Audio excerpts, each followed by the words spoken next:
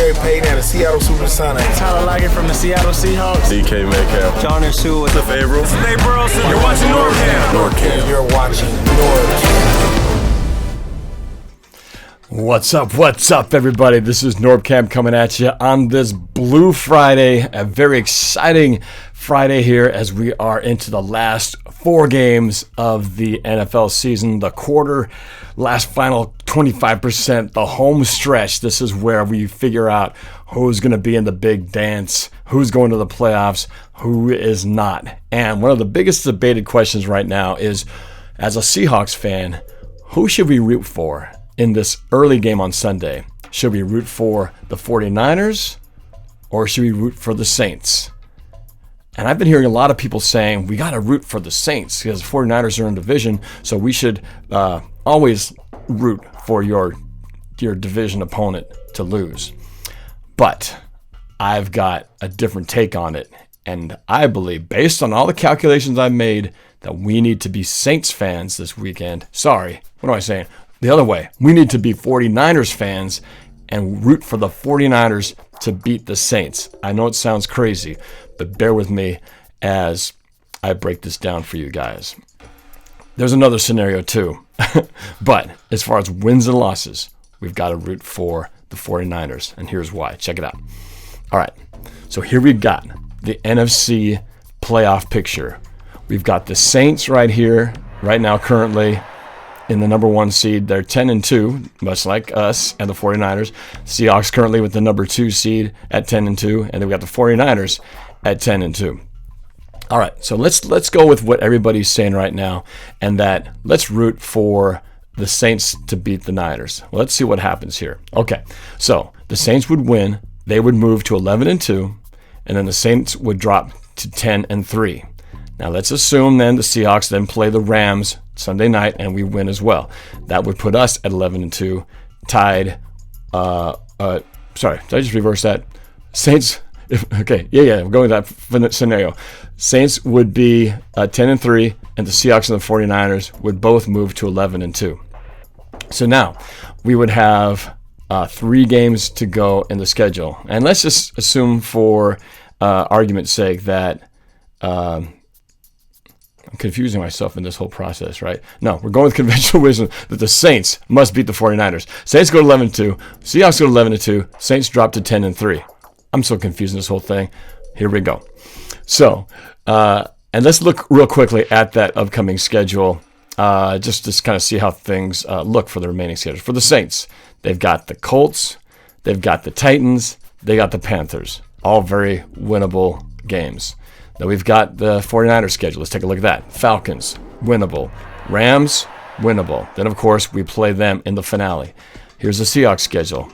Of course, we've got the Rams Sunday night. And then after that, we play Carolina in Carolina, winnable. They just fired their head coach.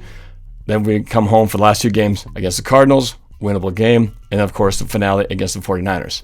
Now, to go back to the standings here, I try not to confuse myself. Okay, so we're going with that conventional popular thought that the Saints need to win. Saints would be 11-2, Seahawks would be 11-2, 49ers would be 10-3. Now, let's say we all win the rest of our games and it comes down to the finale. The Saints would finish at 14-2.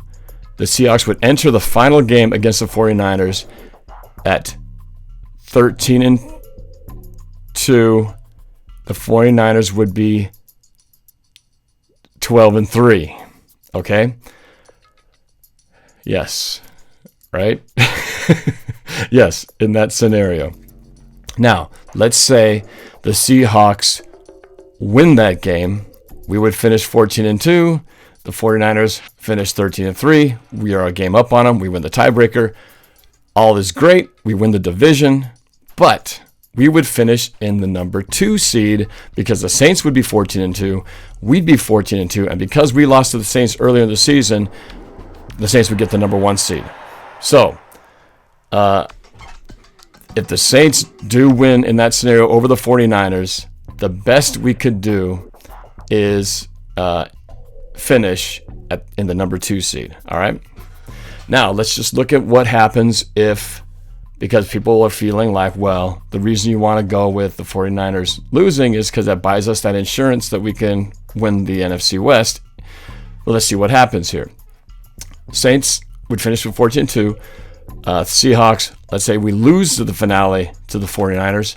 That would put both teams at 13-3. Now, then you got to go into these very complicated tie-breaking procedures. So let's take a look at those real quick. So to break a tie within a division, first you go to head-to-head. We'd be even because we'd have one game apiece.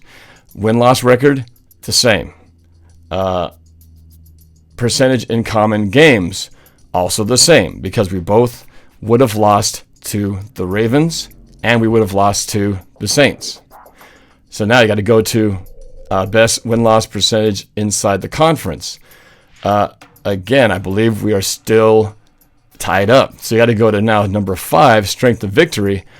And that gets a little more confusing because now you got to see all the teams we've played, what the records are going to come out to be. And there are a couple teams that we didn't play that the 49ers played, like the Packers and the Redskins.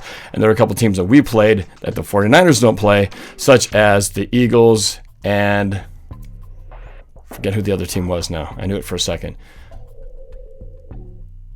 I spaced on it. But, Vikings, right? I think it's the Vikings.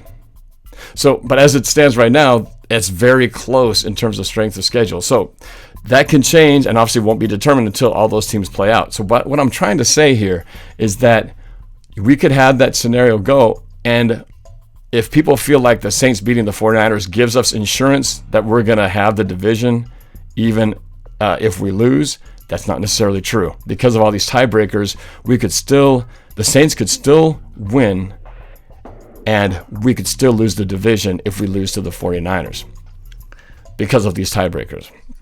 All right? So there's no guarantee. There's no guarantee. If that's what you're thinking, that's going to help. There's no guarantee that the Saints win over the 49ers will do that. So it comes down to we're still going to need to win that final game over the 49ers. So if you go back to that playoff scenario, so let's reverse it now. Saints, let's say the Saints now lose to the 49ers, so we root for the 49ers. That would make it to where everything plays out. The Saints would finish at 13-3. If the Seahawks win out, we'd be 14-2. And if we win against the 49ers in that final game, they would drop to 13-3. Obviously, that's the ideal scenario because Saints would drop. Seahawks would have the best record in the NFC. We'd take the number 1 seed, and we'd win the division because we beat the 49ers and we have the better record. That's the obvious ideal scenario, right? But so what happens if this scenario plays out where the 49ers win and then the Seahawks lose that final game? Well, then the Saints would drop to 13-3. Seahawks would drop to 13-3. And, of course, the 49ers would be 14-2. They would get the division. They'd get the number 1 seed. And then that's going to put us probably in the wild card, most likely the 5 seed. So, yes, that's a scarier situation because clearly it then gives a loss to the Niners, makes it a guarantee that we would not get either the division or the number 1 seed if the 49ers beat the Saints. So it kind of tests your emotional will here because bottom line is it all depends on how confident you are in Seattle beating the 49ers in that final game. Because if you believe the Seahawks are going to win against the 49ers in that final home game, well, you might as well win it and get it all, right? Because if you don't win it, you might lose. You might get the same result anyway, even if the 49ers lose to the Saints.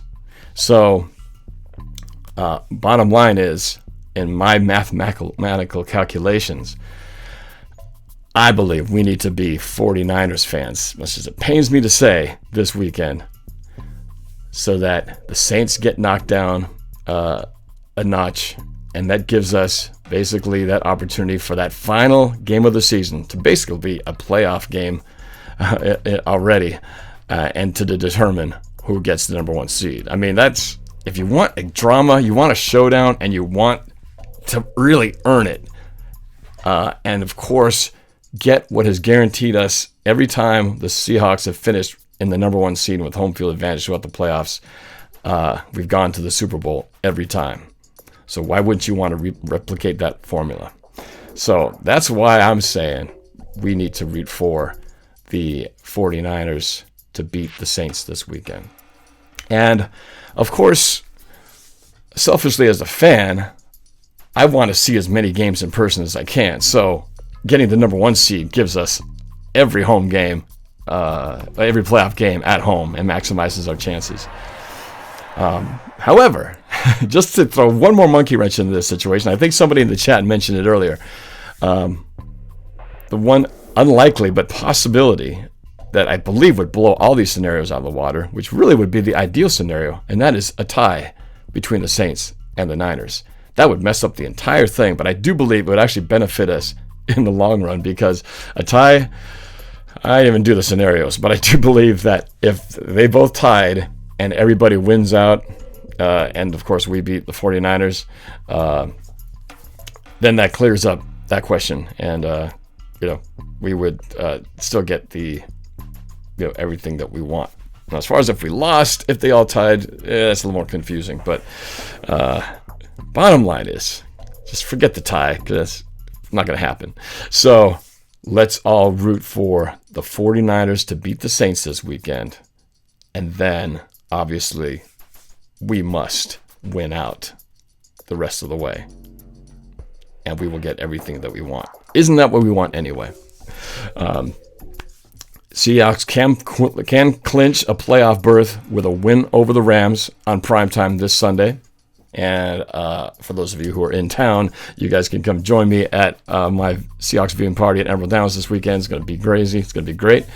And then, we can start enjoying the ride as we go from there. But just on the other flip side to not winning the division, that would make us a wild card team to have to play on the road throughout the playoffs, and with a very loose chance that if some crazy things happen, we could still host a championship game if we continue to win and the number one and the number two seeds fell. However, there's not the worst case, and it's not the worst thing in the world if we actually became.